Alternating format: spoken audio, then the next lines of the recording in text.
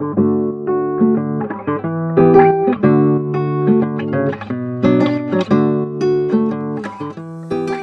année de master, les étudiants s'acheminent vers le master Sciences sociales de l'Amérique latine, qui est l'un des deux parcours sur lesquels ouvre la première année. Ce master est centré essentiellement sur les différentes disciplines qui composent la formation: l'histoire, la géographie, la sociologie, la science politique, l'anthropologie et l'économie. C'est une obligation de chaque étudiant de choisir en même temps une de ces disciplines dans laquelle il va travailler, et c'est un choix fondamental qui s'est fait à travers le choix d'une directrice ou d'un directeur de mémoire. Et c'est ce mémoire, c'est la construction de ce mémoire qui commence la première année de master, qui va construire, qui va arpenter et structurer la totalité de la formation, et qui se fait donc en dialogue permanent pendant les 2 années d'études avec un directeur de recherche. Je trouve qu'il y a quelque chose de vraiment bien dans cette collaboration qui du coup se défait de la hiérarchie traditionnelle du professeur vers l'élève, même si évidemment il y a plein de moments où elle existe, mais en tout cas j'ai l'impression qu'il y a vraiment un désir d'horizontalité à l'IHEL entre professeurs, étudiants, latinos, français, etc. Donc ça c'est chouette. Cet exercice qui va donc conduire à la rédaction de ce mémoire est particulièrement important pour 2 raisons.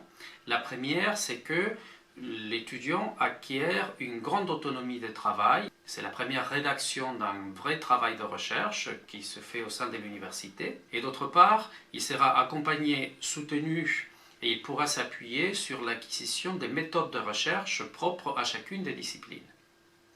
La cartographie, par exemple, pour la géographie, le travail documentaire sur les sources en histoire, ou encore le travail de terrain pour l'anthropologie et la sociologie. C'est vrai que l'IHEL nous incite énormément à faire du terrain, surtout moi je suis en anthropologie, donc c'est vraiment très important pour cette discipline, mais de toute façon dans toutes les matières on est très encouragé à partir sur le terrain, parce que du coup il y a cette spécialisation sur l'Amérique latine qui nous invite vraiment à nous décentrer de manière générale, et du coup pour ça le terrain est vraiment un exercice intéressant. L'idée d'un terrain de recherche, je vais aller vivre parmi mes enquêtés, mes interlocuteurs, qui sont donc les gens issus de la diaspora équatorienne en Espagne, en Murcie, et je vais essayer de collecter du matériau ethnographique au maximum. Donc c'est beaucoup d'entretiens avec des gens qui sont concernés par ma problématique, des observations aussi. Moi je devrais revenir avec plein de sortes de matériaux ethnographiques qui me permettront ensuite d'interpréter toute cette matière et de pouvoir les passer à l'écrit pour rendre mon mémoire de M2 à la fin de l'année.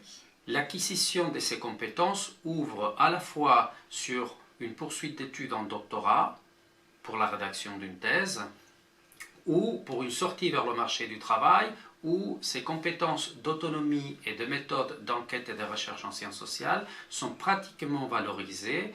Les étudiants du parcours Sciences sociales de l'Amérique latine, qui est un parcours centré sur la recherche, ont des taux très importants de réussite en termes de débouchés professionnels. C'est l'un de nos points forts et de nos points de satisfaction des formations que nous offrons, et qui donc correspondent à ces compétences acquises tout au long de la formation.